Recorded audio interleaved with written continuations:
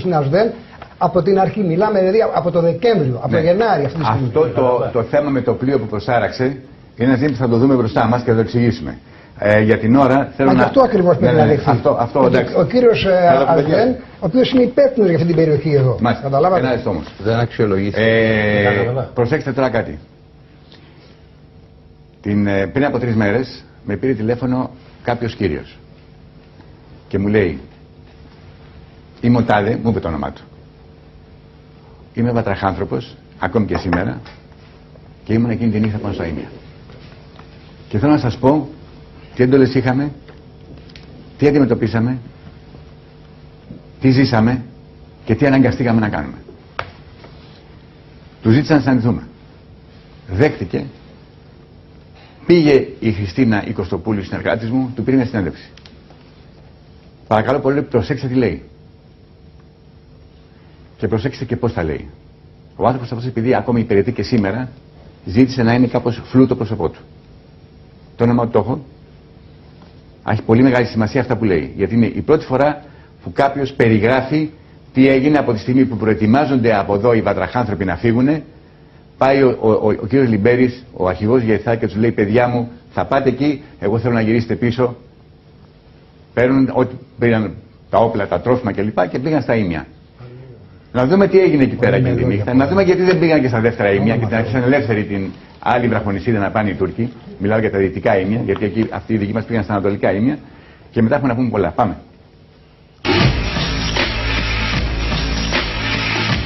Είμαστε έτοιμοι να πεθάνουμε για τη σημαία.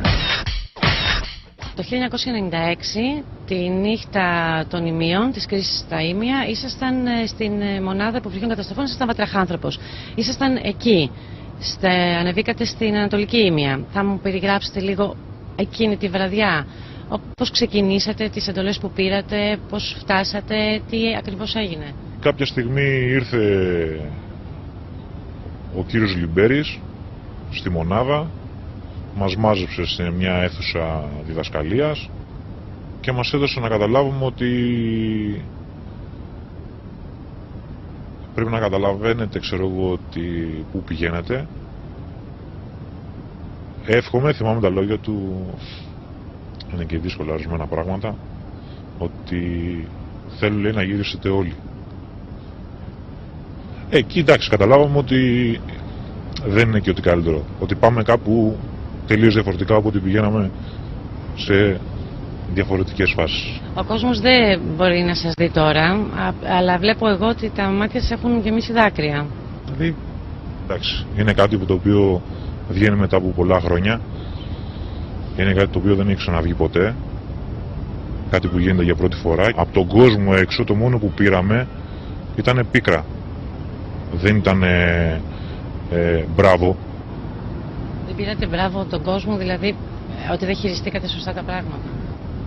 Τα πράγματα τα χειριστήκαμε όσο γινόταν τότε, όσο γινόταν πιο επαγγελματικά μπορούσαμε. Ήμασταν πολύ ενωμένοι, πολύ αγαπημένοι, πολύ δεμένοι. Δεν υπήρχε κανένα πρόβλημα μεταξύ μας. Όλοι μπορούσαμε να πεθάνουμε για έναν και ήμασταν αποφασισμένοι να πεθάνουμε και ένας για όλους. Μετά από κάποια ώρα δόθηκε το σήμα και μπήκαμε σε ένα ελικόπτερο όλη η ομάδα και μας άφησε σε ένα νησί. Από εκεί μας πήρανε κάποιοι άλλοι δικοί μας, περάσαμε σε κάποια σκάφη δικά μας, το οποίο περιμέναμε να δώσουν το OK για να ανέβουμε στη βραχονισίδα.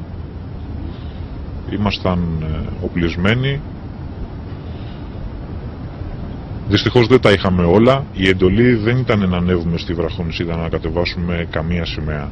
Η εντολή ήταν ότι πρέπει να ανέβουμε στη βραχονισίδα, να βάλουμε τη σημαία μας στην ελληνική και να περασπιστούμε το δικό μας ελληνικό χώρο, το οποίο δεν ήταν μόνο τα Ήμια, ήταν και το διπλανό νησάκι, το οποίο για κάποιο σκοπό μέχρι σήμερα ψάχνουμε, γιατί δεν ανεβήκαμε και στην άλλη βραχονισίδα που ήμασταν δύο ομάδες. Κάποια στιγμή δόθηκε το σήμα και ανέβηκε μία ομάδα από εμάς απάνω, γιατί ήμασταν δύο ομάδες. Εκεί ακολουθήσαμε τις διαταγές των ανωτέρων μας. Ήτανε σαφές, οπλισμένη ασφάλεια, το δάχτυλο στο σκανδάλι. Ευτυχώς ήμασταν πολύ ψύχρεμοι, αν και τα βράδια που μαζευόμασταν όλοι κάτω από τη σημαία κάναμε την προσευχή μας.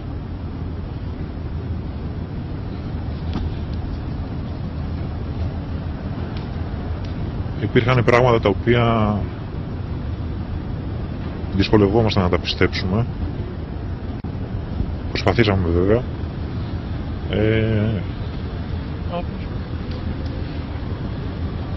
Εντάξει, κάποια στιγμή καταλάβαμε ότι εντάξει, εδώ για μας είναι το τέλος.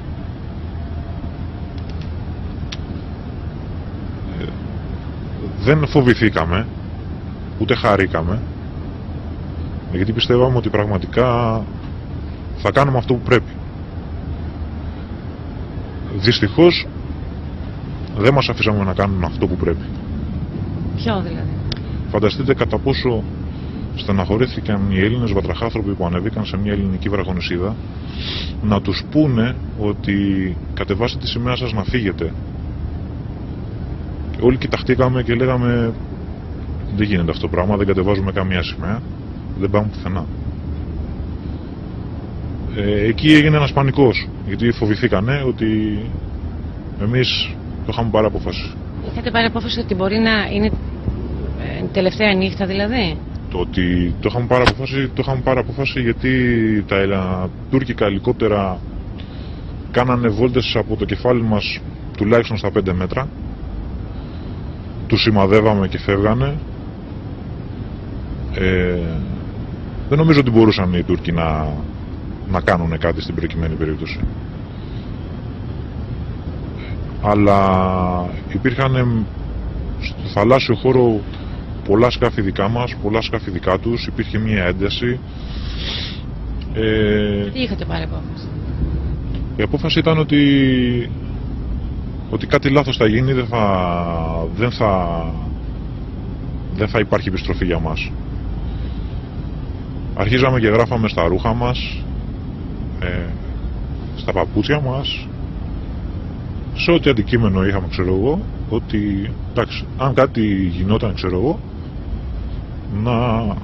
αν κάτι βρίσκανε βασικά, να είχε κάτι η οικογένειά μας. Το δεύτερο ήταν ότι κάναμε αυτό που δεν είχαμε σκεφτεί ποτέ. Κάναμε το εντελώς αντίθετο. Δεν κάναμε αυτό που έχουμε μάθει τόσα χρόνια να κάνουμε, ούτε να πολεμήσουμε, ούτε να δείξουμε τι μπορούμε να κάνουμε, αν και το ξαναλέω ότι δεν είμαστε πολεμοχαρείς. Και δεύτερον, κατεβάσαμε τη σημαία μας. Ένα πράγμα που σκοτωνόμαστε γι' αυτό. Κατά πόσο για έναν βατραχάνθρωπο πάρει τη σημαία και φύγει. Είναι ντροπή για μας. Όταν γυρίσαμε πίσω, όλοι κοιτάγανε και μας λέγανε, που μας ξέρουνε, εντάξει, μπράβο, αλλά ρε παιδιά, τη σημαία. Και κατεβάζαμε το κεφάλι και φεύγαμε. Δηλαδή ότι κάποιοι έπαιξαν μαζί σας εκείνη τη νύχτα με τα συναισθήματα, έτσι? Δεν παίξανε μαζί μας με τα συναισθήματα, παίξανε με όλο τον ελληνικό λαό. Κοροϊδέψανε κάποια άτομα που πήγαν να δώσουν τη ζωή τους. Και δυστυχώς κάποιοι πίσω τις καρέκλες είχαν ήδη αποφασίσει τι θα γίνει και δεν ενδιέφερε αν κάποιος από αυτούς που ήταν εκεί πάνω κάνει κάποιο λάθος και δεν τα έχουν υπολογίσει σωστά. Μετά εγώ ρωτάω τι θα γινότανε. Θα μπορούσε πολύ εύκολα να γίνει, γιατί εκείνη τη μέρα, ειδικά την Τρίτη τα ξημερώματα, γινόταν τρομερή κακοκαιρία. Είχαν ανάψει τα αίματα, είχε φορτίσει πολύ το κλίμα εκεί πέρα, αλλά μια σφαίρα να φεύγει. Κάτι να ακουγόταν σαν σφαίρα. Εκεί θα γινόταν μια βροχή από σφαίρες. Τώρα για την άλλη βραχονισίδα, πολλά έχουν ακουστεί. Εσείς τι ξέρετε, που ήσασταν εκεί? Δεν είχαμε εντολή να ανέβουμε στη Δυτική Ήμια. Εμείς λέγαμε στον αρχηγό μας να ανέβουμε και στη Δυτική. Ο αρχηγός μας έλεγε όχι, δεν έχουμε αυτή τη διαταγή. Από εκεί και πέρα δεν μπορούσαμε να κάνουμε το κεφαλιού μας. Ήταν επιλογές ανωτέρων. Είχαμε καλύψει όλο το νησί περιμετρικά και το φυλάγαμε όλο το τριήμερο, δεν κοιμόταν κανένας.